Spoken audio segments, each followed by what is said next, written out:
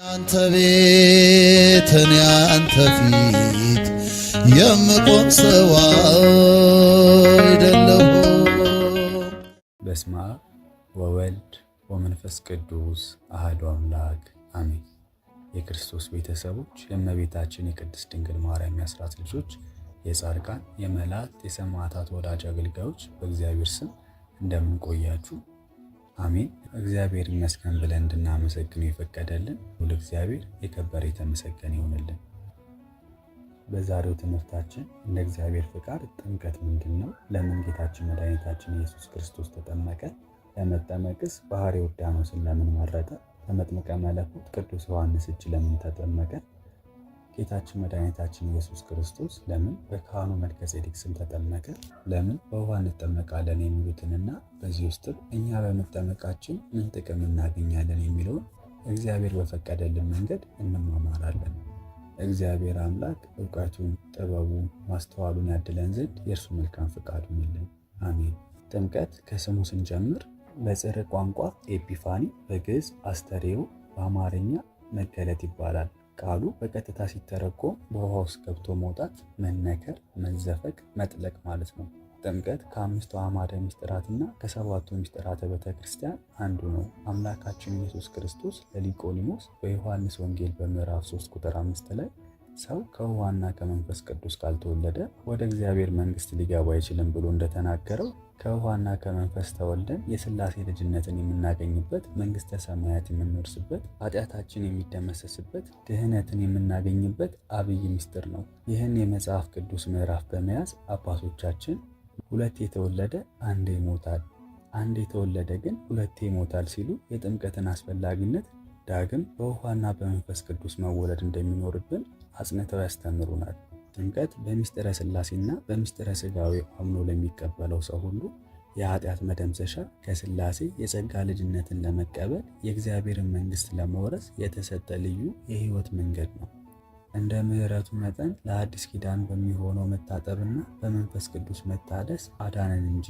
ቲቶ 3 ቁጥር 5 ሰዎች በአብ በወልድ በመንፈስ ቅዱስ ስም በውሃና በመንፈስ ቅዱስ ተጠምቀው ሀብተ ውልደት መንፈሰ ልደት የሚገኝበት የሰማያዊ መንግሥት ባለቤቶች ለመሆን የሚበቁበት ከኃጢአትና ከዲያብሎስ ቁራኝነት ነፃ የሚወጡበት እንዲሆን አምላክ ፈቅዶ የሰጠን ሥርዓተ ጥምቀትን ነው። ንስሐ ግቡ፣ ኃጢአታችሁ የሚሰረይ ዘንድ እያንዳንዳችሁ በኢየሱስ ክርስቶስ ስም ተጠመቁ። የሐዋርያት ሥራ ምዕራፍ 2 ቁጥር 38 እንዲህ። ጥምቀት የማትደገም የማትከለስ አንዲት ናት። ብርሃነ ዓለም ቅዱስ ጳውሎስ ልጅነትን የምናገኝበት ጥምቀት የማትደገም የማትከለስ አንዲት ብቻ መሆኗን ሲያስተምር አንድ ጌታ፣ አንድ ሃይማኖት፣ አንዲት ጥምቀት ብሏል። ኤፌሶን 4 ቁጥር 5። እኛ በዘወትር ጸሎታችን የሃይማኖት ጸሎት በተሰኘው የውዳሴ ማርያም ክፍል ላይ ሃይማኖታቸው የቀና 318ቱ ሊቃውንት እንዳስተማሩ ኃጢአትን በምታስተሰሪ በአንዲት ጥምቀት እናምናለን እያልን እንመሰክራለን፣ እንጸልያለን። ጌታችን መድኃኒታችን ኢየሱስ ክርስቶስ በ5531 ዓመተ ዓለም በዘመነ ሉቃስ ማክሰኞ ጥር 11 ቀን ከሌሊቱ በ10ኛው ሰዓት በ30 ዓመት ከ13 ቀኑ ተጠመቀ። ፍትሐ ነገሥት አንቀጽ 19፣ ሉቃስ ምዕራፍ 3 ቁጥር 23። የማቴዎስ ወንጌል ምዕራፍ 3 ከቁጥር 1 ጀምሮ ስናነበው በዚህም ወራት መጥምቁ ዮሐንስ መንግሥተ ሰማያት ቀርባለችና ንስሐ ግቡ ብሎ በይሁዳ ምድረ በዳ እየሰበከ መጣ። በነቢዩ በኢሳይያስ የጌታን መንገድ አዘጋጁ፣ ጥርጊያውንም አቅኑ እያለ በምድረ በዳ የሚጮህ ሰው ድምፅ የተባለለት ይህ ነውና። ራሱም ዮሐንስ የግመል ጠጉር ልብስ ነበረው፣ በወገቡም ጠፈር ይታጠቅ ነበር። ምግቡም አንበጣና የበረሃ ማር ነበር። ያን ጊዜ ኢየሩሳሌም፣ ይሁዳም ሁሉ በዮርዳኖስም ዙሪያ ያሉ አገር ሁሉ ወደ እርሱ ይመጡ ነበር። ኃጢአታቸውንም እየተናዘዙ በዮርዳኖስ ወንዝ ከእርሱ ይጠመቁ ነበር። ወረድ ብለን ከቁጥር 13 ጀምሮ ስናነበው ያን ጊዜ ኢየሱስ በዮሐንስ ሊጠመቅ ከገሊላ ወደ ዮርዳኖስ መጣ። ዮሐንስ ግን እኔ በአንተ ልጠመቅ ያስፈልገኛል፣ አንተ ወደ እኔ ትመጣለህን ብሎ ይከለክለው ነበር። ኢየሱስም መልሶ አሁንስ ፍቀድልኝ፣ እንዲህ ጽድቅን ሁሉ መፈጸም ይገባልና አለው። ያን ጊዜ ፈቀደለት። ኢየሱስም ከተጠመቀ በኋላ ወዲያው ከውሃ ወጣ። እነሆም ሰማያት ተከፈቱ፣ የእግዚአብሔር መንፈስ እንደ ርግብ ሲወርድ በእርሱ ላይም ሲመጣ አየ። እነሆም ድምፅ ከሰማያት ወጥቶ በእሱ ደስ የሚለኝ የምወደው ልጅ ይህ ነው አለ። እዚህ ላይ ጌታችን መድኃኒታችን ኢየሱስ ክርስቶስ ለምን ተጠመቀ? የተጠመቀው እንደ አይሁድ ሥርዓት ለመንጻት፣ እንደ ዮሐንስ ጥምቀት ለስርየተ ኃጢአት አልነበረም። ነገር ግን ለሚከተሉት ምክንያቶች ተጠመቀ። አንድም ምስጢረ ሥላሴን ለመግለጥ እግዚአብሔር አንድ ሲሆን ሦስት፣ ሦስት ሲሆን አንድ መሆኑን በዘመነ ብሉይ በሁሉም ዘንድ እንደ አዲስ ጎልቶ የማይታወቅ ምስጢር ነው። በአጭር ቁመት በጠባብ ደረት ተወስኖ ከሦስቱ አካል አንዱ አካል እግዚአብሔር ወልድ በሥጋ በተገለጠበት ጊዜ አንድነቱንና ሦስትነቱን ገልጦ አስተምሯል። ሦስትነቱን በትምህርት ከመገለጡ በፊት በጥምቀት ወቅት በገሃድ እንዲገለጥ አድርጓል። ሦስቱ አካላት በአንድ ቅጽበት በአንድ ቦታ ማንነታቸውን ገልጠዋል። ማቴዎስ 3 ቁጥር 16 ይኸውም አብ በደመና ሆኖ በእሱ ደስ የሚለኝ የምወደው ልጄ ነው ብሎ ሲመሰክር፣ መንፈስ ቅዱስ በርግብ አምሳል ወርዶ በራሱ ላይ አርፏል። አካላዊ ቃል ክርስቶስ በፈለገ ዮርዳኖስ ቆሞ በመታየቱ ህቦ የነበረው የሥላሴ ምስጢር ገሃድ ሆነ። አንድም አርአያ ሊሆነን ዘንድ ተጠመቀልን። ጌታችን መድኃኒታችን ኢየሱስ ክርስቶስ በቃሉ ሰብኮ በተግባር አሳይቶ አስተምሮናልና ጥምቀትም አስፈላጊ እንደሆነ እርሱ ራሱ ተጠምቆ ተጠመቁ አለን። አንድም የዕዳ ደብዳቤያችንን ለመደምሰስ ጥንተ ጠላት ዲያብሎስ አዳምና ሔዋንን ካሳተ በኋላ በጨለማ መጋረጃ ጋርዶ አገዛዙን አጸናባቸው። ኋላም በስቃይ ላሉት አዳምና ሔዋን የእርሱ ባሪያዎች መሆናቸውን አምነው የባርነት ማረጋገጫ ደብዳቤያቸውን በእብነ ሩካቤ ጽፈው ቢያመጡለት አገዛዙን እንደሚያቀልላቸው ነገራቸው። እነርሱም እውነት መስሏቸው አዳም የዲያብሎስ ወንድ አገልጋይ፣ ሔዋን የዲያብሎስ ሴት አገልጋይ ብለው በሁለት እብነ ሩካብ ጽፈው ሰጥተውታል። ዲያብሎስም አንዱን በዮርዳኖስ አንዱን በሲኦል አስቀምጦት ነበር።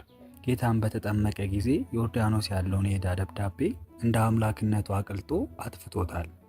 በሲኦል የተጣለውን የዕዳ ደብዳቤ ደግሞ ጌታችን መድኃኒታችን ኢየሱስ ክርስቶስ በዕለተ ዓርብ ወደ ሲኦል ገብቶ ነፍሳትን ሲያወጣ አጥፍቶልናል። ቆላስይስ 2:13 ጌታችን መድኃኒታችን ኢየሱስ ክርስቶስ መጥምቀ መለኮት ቅዱስ ዮሐንስን አጥምቀኝ ባለው ጊዜ ሌላውን በአንተ ስም አጠምቃለሁ፣ አንተን በማን ስም ላጥምቅህ?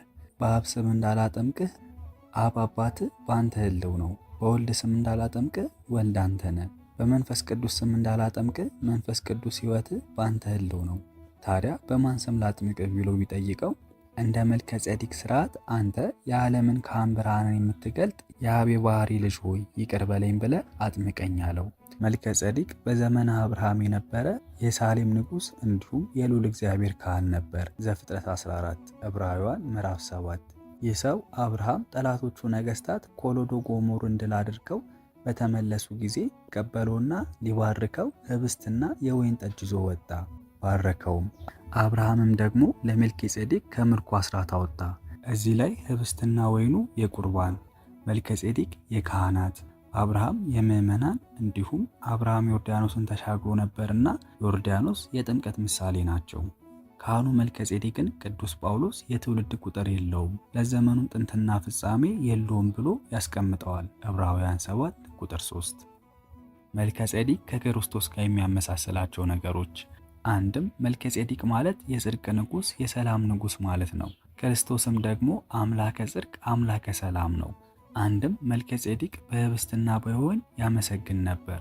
ክርስቶስም ሥጋና ደሙን በኅብስትና በወይን ሰጥቷልና ማቴዎስ 26 ቁጥር 26። አንድም መልከ ጼዴቅ በመጽሐፍ ቅዱስ እናቱና አባቱ አልተጠቀሱም። ክርስቶስም ደግሞ ለሰማያዊ ልደቱ እናት ለምድራዊ ልደቱ አባት የለውም። አንድም መልከ ጼዴቅ ለዘመኑ ጥንት ለሕይወቱ ፍጻሜ የለውም። ለክርስቶስም በመጀመሪያ ቃል ነበርና ቃልም ሥጋ ሆነ ሲባል ለልደቱ ጥንት የለውም፣ አምላክነቱ ዘላለማዊ ነው። እንደዚህ ሲባል ግን መልከ ጼዴቅ ለክርስቶስ ምሳሌ እንጂ ክርስቶስ አይደለም። ከጌታችን ከመድኃኒታችን ከኢየሱስ ክርስቶስ ጋር የሚለዩቸው ነገሮች ዋናዎቹ አንደኛ መልከ ጼዴቅ ከካም ዘር ተወለደ፣ ክህነቱን ከልዑል እግዚአብሔር አገኘ። ክርስቶስ ደግሞ ክህነትን ከሌዊ ሳይሆን ከራሱ አገኘ።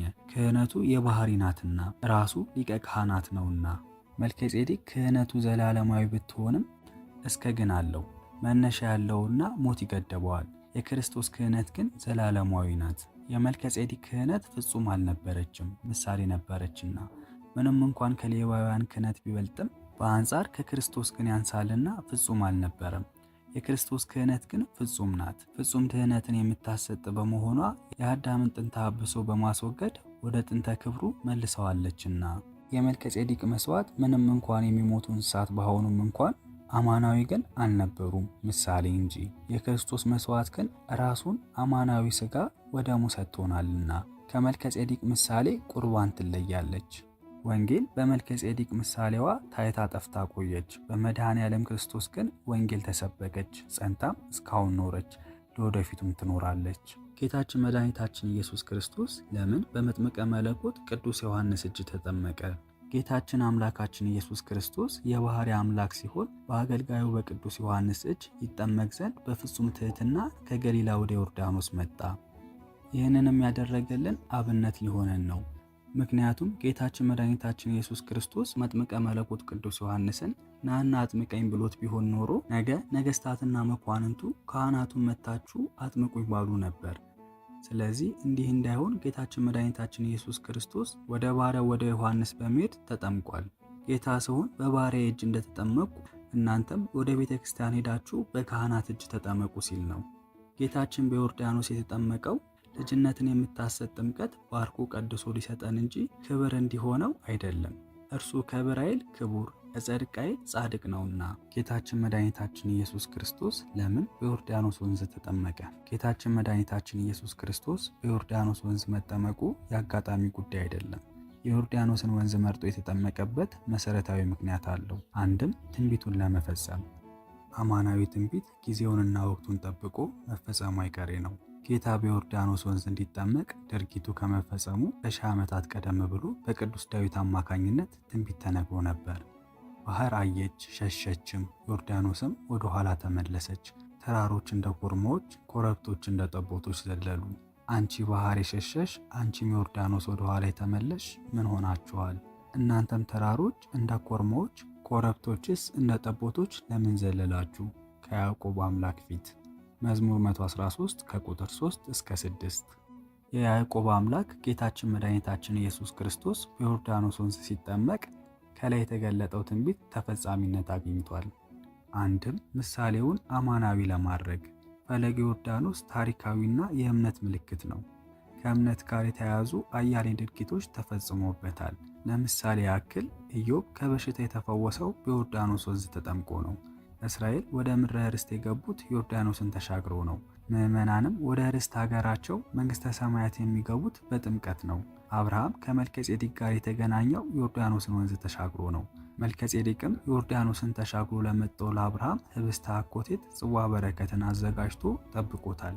ቅድም እንዳየነው መልከጼዴቅ የካህናት፣ አብርሃም የምዕመናን፣ ዮርዳኖስ የጥምቀት፣ ህብስተ አኮቴት ጽዋ በረከት የሥጋ ወደሙ ምሳሌ ናቸው። ፈለገ ዮርዳኖስ መነሻው አንድ ወንዝ ሲሆን ዝቅ ብሎ በዮርና በዳሮስ ይለያያል። ዮር በእስራኤል በኩል ያለው ሲሆን ዳኖስ በአሕዛብ በኩል ያለው ነው። ወረድ ብሎ ደግሞ ሁለቱም አንድ ላይ ይገናኛሉ። በሚገናኙበት ቦታ ላይ ጌታችን መድኃኒታችን ኢየሱስ ክርስቶስ ተጠመቀ። ይህ ምሳሌነቱ ዮርዳኖስ ምንጩ ከላይ አንድ እንደሆነ ሁሉ የሰው ሁሉ ዘር ግንዱ አንድ አዳም መሆኑን ሲያሳይ፣ ዝቅ ብሎ መከፈሉም እስራኤል በኦሪት አሕዛብ በጣዖት ሕዝበ እግዚአብሔርና አሕዛብ ተብለው ተከፍለዋል። ዝቅ ብሎ መገናኘቱ ደግሞ አምነው በመጠመቃቸው አንድ መሆናቸውን ያሳያል። ጌታ የተጠመቀው በመገናኛው ነውና ሁሉንም አንድ ሊያደርግ መምጣቱን ያስገነዝባል። ጌታችን መድኃኒታችን ኢየሱስ ክርስቶስ በውሃ ተጠምቆ በውሃ ተጠመቁ ለምን አለን? እኛም ክርስቲያኖች ለምን በውሃ እንጠመቃለን? አንድም ጌታችን መድኃኒታችን ኢየሱስ ክርስቶስ ለኒቆዲሞስ እውነት እውነት እልሃለሁ ሰው ከውሃና ከመንፈስ ካልተወለደ በቀር ወደ እግዚአብሔር መንግሥት ሊገባ አይችልም ስላለ እኛም የጌታን ትእዛዝ ለመፈጸም በውሃ እንጠመቃለን። ዮሐንስ 3 ቁጥር 5። አንድም ጌታችን መድኃኒታችን ኢየሱስ ክርስቶስ የተጠመቀው በውሃ ነውና እኛም እሱን አብነት በማድረግ በውሃ ልንጠመቅ ይገባል። ማቴዎስ 3 ቁጥር 13። አንድም ሐዋርያት ከጌታ በተማሩት መሰረት ያጠምቁ የነበረው በውሃ ነው። ጴጥሮስም መልሶ እነዚህ እንደኛ መንፈስ ቅዱስን የተቀበሉ እንዳይጠመቁ ውሃን ይከለክላቸው ዘንድ የሚችል ማን ነው አለ። የሐዋርያት ሥራ ምዕራፍ 10 ቁጥር 46። ሐዋርያው ፊልጶስ ኢትዮጵያው ጃንደረባን ያጠመቀው በውሃ ነው። የሐዋርያት ሥራ ምዕራፍ 8 ቁጥር 28። አንድም በጥንተ ፍጥረት መንፈሳዊ እግዚአብሔር በውሃ ላይ ረብቦ እንደነበር መጽሐፍ ቅዱስ እንዲህ ሲል ይገልጻል። የእግዚአብሔር መንፈስ በውሃ ላይ ሰፍሮ ነበር። ዘፍጥረት 1 ቁጥር 2። እንዲሁም ውሃ በሕይወትና በመንፈስ ያለው ግንኙነት ማስተዋል ይገባል። ልዑለ ባሕሪ ጌታ በነቢዩ በኤርምያስ አንደበት እንዲህ ሲል ተናግሯል። ሕዝቤ ሁለት ክፉ ነገሮችን አድርገዋልና እኔን የሕያውን ውሃ ምንጭ ትተውኛል። ኤርምያስ 7 ቁጥር 13። ለሳምራዊቷ ሴትም እኔ ከምሰጠው ውሃ የሚጠጣ ሁሉ ግን ለዘላለም አይጠማም፣ እኔ የምሰጠው ውሃ በእርሱ ውስጥ ለዘላለም ሕይወት የሚፈልቅ የውሃ ምንጭ ይሆናል እንጂ አላት። ዮሐንስ 4 ቁጥር 14። አንድም በኖኅ ዘመን ፍጥረት ሁሉ በውሃ ጠፍቶ ነበርና ከዚህም የተነሳ ውሃ ለመዓት ለጥፋት እንደተፈጠረ ይታሰብ ነበር። ዳሩ ግን ውሃ ለምሕረትና ለድኅነት የተፈጠረ መሆኑን ለማሳየት ጌታችን መድኃኒታችን ኢየሱስ ክርስቶስ በውሃ ተጠመቁ አለን። አንድም ማርና ወተት በማንኛውም ቤት አይገኝም፣ ውሃ ግን በሁሉም ቤት ይገኛል። ጥምቀት በማር ወይም በወተት እንዲሆን ቢደረግ ኖሮ ድኅነት ለሀብታሞች ብቻ በሆነ ነበር። ጥምቀትን በሁሉም ቤት በሚገኘው ውሃ ማድረጉ ለሀብታም ለድሃ ሳይባል ለሁሉም እኩል እንዲደርስ መደረጉን እንረዳለን። አንድም ሌሎቹን ፈሳሾች አትክልት ላይ ቢያደርጓቸው አትክልቱን ያደርቃሉ እንጂ አያለመልሙም፣ ውሃ ግን ያለመልማልና እናንተም በውሃ ብትጠመቁ ልምላሜ ሥጋ ልምላሜ ነፍስን ታገኛላችሁ ሲል ነው። አንድም ማርና ወተት እድፍ አያጠሩም፣ ውሃ ግን ያጠራልና እናንተም በውሃ ብትጠመቁ ከኃጢአት እድፍ ትነጻላችሁ ለማለት ጥምቀትን በውሃ አደረገው። አንድም ውሃ መልክን ያሳያል፣ እናንተም በውሃ ብትጠመቁ የሥላሴን መልክ በመንፈስ ታያላችሁ ሲል ነው። አንድም ውሃ እሳትን ያጠፋል፣ እናንተም በውሃ ተጠምቃችሁ የልጅነትን ጸጋ ካገኛችሁ በኋላ ከገሃነም እሳት ትድናላችሁ ሲል ነው። በአጠቃላይ የጌታችን የመድኃኒታችን የኢየሱስ ክርስቶስ የጥምቀት በዓል ከ9ኙ አበይት የጌታችን በዓላት አንዱ ነው። በጥምቀት ልጅነትን አግኝተናልና በልጅነታችንም አባታችን ብለን አምላካችንን እንጠራለን። አንዳንዶቹ በየዓመቱ የምናከብረው ጥምቀትና በካህናት የተባረከውን ውሃ መረጨትን እያዩ በየዓመቱ የምንጠመቅ የሚመስላቸው አሉ። ሆኖም የልጅነት ጥምቀት አንድ የምትፈጸም ነች። ጥምቀት ከማይደገሙ ምስጢራት ውስጥ አንዱ ነው። ስለሆነም ወንድ በ40 ቀኑ ሴት ልጅ በ80 ቀኗ ወደ ቤተ ክርስቲያን መጥተው ከአብራከ መንፈስ ቅዱስ አንድ የልጅነትን ያገኛሉ፣ ወይም እኛ ሁላችን አግኝተናል። በየዓመቱ የምናከብረው የጥምቀት በዓል ጌታችን መድኃኒታችን ኢየሱስ ክርስቶስ የሰራልንን አምላካዊ ሥራ የምናደንቅበትና የምናከብርበት በማክበራችንም የምንከብርበት ቀን ነው። ይቆየን። ወስብሐት ለእግዚአብሔር ወለወላዲቱ ድንግል ወለመስቀሉ ክቡር። አነሳስቶ ላስጀመረን አስጀምሮ ላስጨረሰን ለልዑል እግዚአብሔር ክብር ምስጋና ይገባል ለዘላለሙ አሜን።